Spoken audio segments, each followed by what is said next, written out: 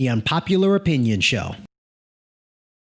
So you've brought this up a couple of times, and we hadn't gotten to it. So I want to get it from you about what's going on with Justin Bieber. What's these allegations? One chick came out online, Danielle, I think her name is. I don't want to screw it up. So let me look back real quick. But she came out online and said Justin Bieber raped her. Wow. Like in March 2014 or something like that. Danielle is her name. Okay. March 29, 2014, he raped me in the Four Seasons Hotel in Austin, Texas. Right? Okay. Then she posted that on Twitter. Then another girl came out and her handle is just Katie, Kadi. Katie. Okay. She came out and said, yeah, I believe Danielle because he raped me too in May of 2015. So Bieber was like, nah, bruh. I got receipts that show I wasn't there. I was staying somewhere else. He showed receipts, actual receipts. Because I know people say receipts is a different thing. So he said he had receipts. Yeah, so he showed up with the receipts, right? Say I was in this place, that place, whatever. And then he filed a lawsuit.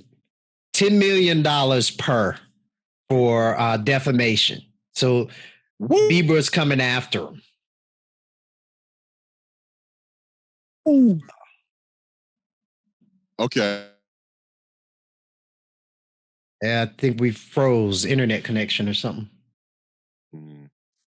Are you there? Yep. Okay. Damn. All right. Yeah, it said the internet connection is slow or something. We'll make it through. And this is what's funny. So just for everybody listening to the audio version, you're going to hear edited, right? It's going to sound great. And then the only reason you'll know that anything happened is because I'm talking about it right now. Exactly. The video is going to be different, right? So video won't be edited. It's all of the raw, everything.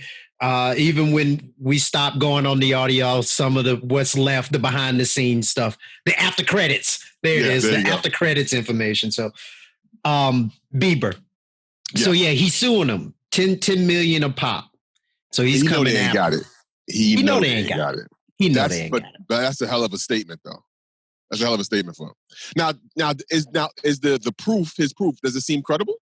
Yes, it definitely seems credible. And I think he even got statements from the people at the Four Seasons. There was like he ate in the restaurant that night with some other people, but he didn't stay at the hotel that night. Wow. He stayed across the street at another hotel. So, look, no one was there. We don't know.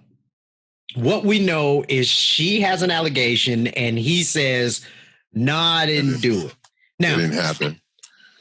Realistically, just kind of looking at information, just because he didn't stay in the hotel doesn't mean he didn't rape her in the hotel, right? So we can't say that the evidence that he's provided has completely exonerated him.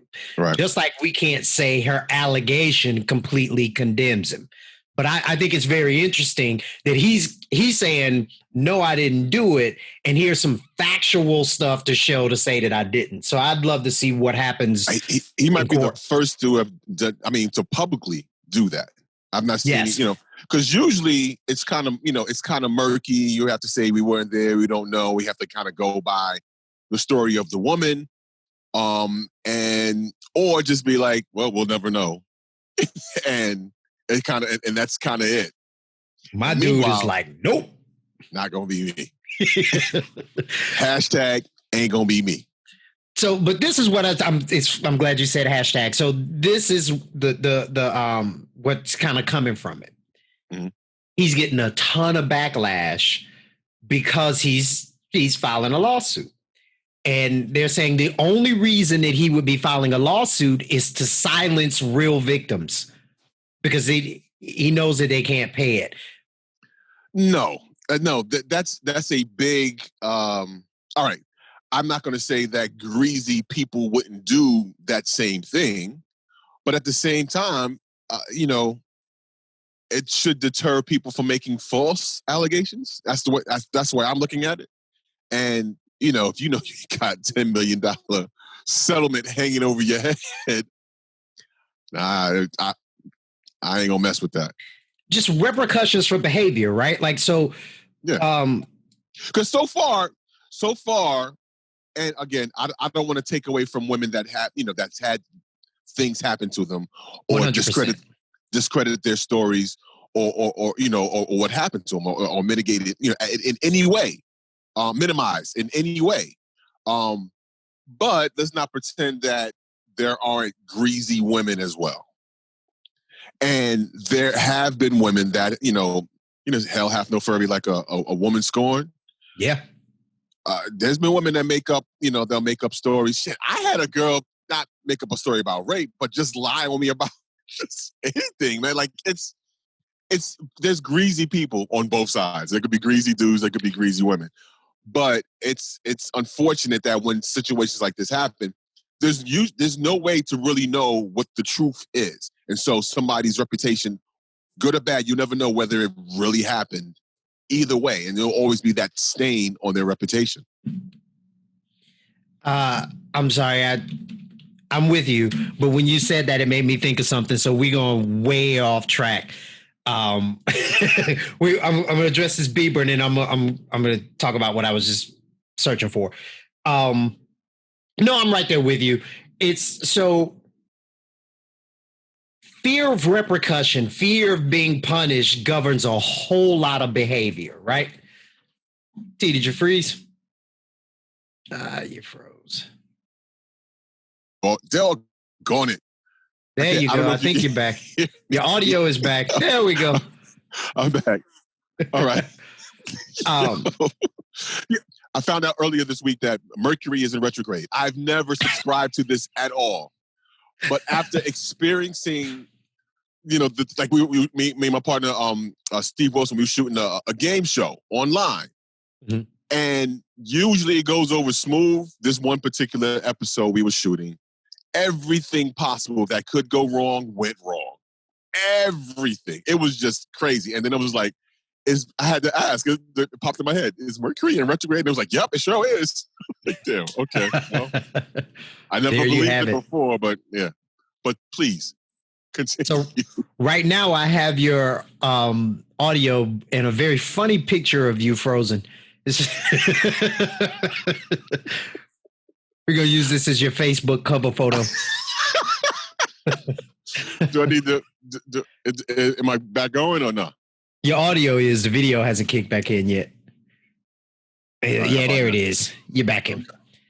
So no, I was saying I agree with you 100%. And so it's like the fear of punishment is what keeps a lot of people from doing stuff, right? Like, I think the vast majority of the American population hasn't been shot in the face because people are scared of going to prison, right? Yeah, exactly.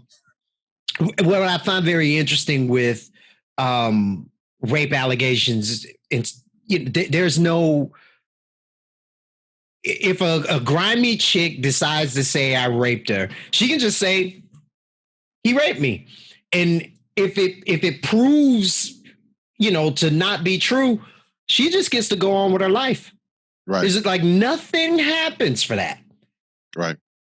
But I got the weight of spending the rest of my life in prison and being, Bubba's girlfriend is hanging over my head. So, not to mention people looking at you like, man, that's that nigga there.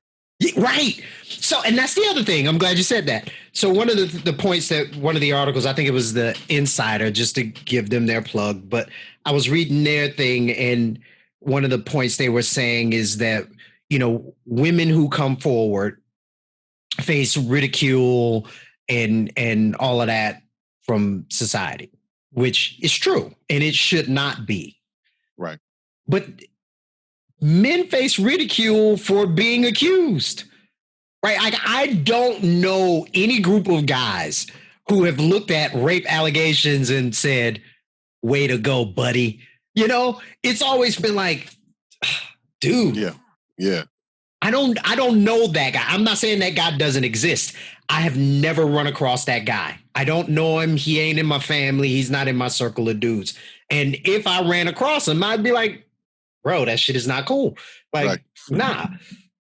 But to think that, you know, the society champions the rapist is ridiculous to me. Yeah, no. It's serious enough where just the allegation. I've always, and it's always been in the back of my mind before I got married. You know, when I was out there running around and doing clubs and whatever, or different types of venues, and you come across women that give you, that don't give you some time. It's always in the back of my mind to be like, I need to make sure that this is clean, because if there's an allegation, just an allegation, it could be trouble. It will cost you everything.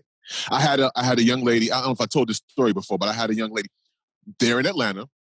I went up and did, I believe it was UGA. I did a pajama party for a frat up there, right? In the stadium up there in UGA.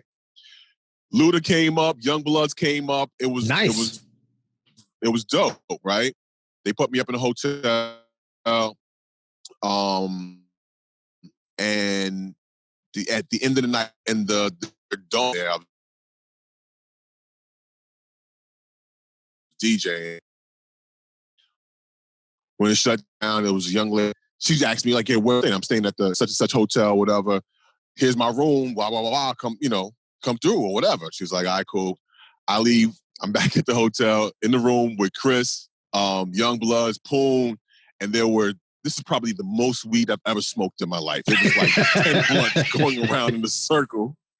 By the time you hear puff, puff, pass, you're grabbing another one to puff, puff, and pass. That was happening. So I'm in the room across the hall from my room with them. Suddenly there's a knock on the door.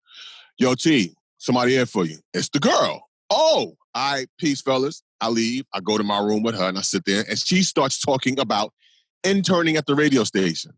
I immediately was like, "Oh, okay." She asked me for my number. I gave her a fake number and got out of there. I need to go to get some breakfast or whatever, and got out of there quickly.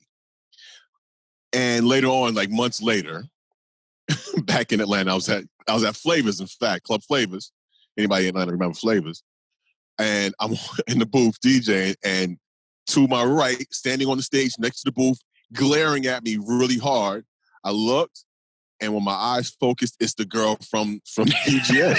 I immediately bust out laughing, and she's like, "You gave me the wrong number. Why'd you give me the wrong number?" I said, "Why not?" And we had a good laugh about it. We talked, and then that was it. But again, it was in the back of my mind that I didn't want anything to come of that because she could have said anything. It was just me and her, and it was whatever. So it's always been in the back of my mind, like, "Nah, get out of here. This ain't cool. This ain't gonna work out." I've always been a no means go. Right? As soon as no come out, if it's he no or no, I'm out. Yeah. I'm headed for the door. Nothing. Because man, you like when you think about it, that back then it wasn't Me Too or any of that stuff, but you still could be ruined, imprisoned. It's not worth it on any level. On any level. It's like, nope, I'm out.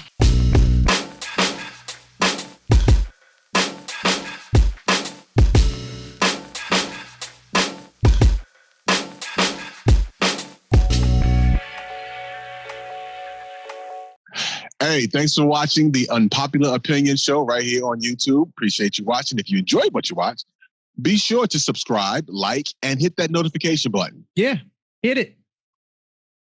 You haven't hit it yet. You ain't hit it yet. What do you? Oh, come on, just hit it. Okay, the like button too. I mean, you got it. Yes, got it. All right, cool. Thank you. Appreciate you.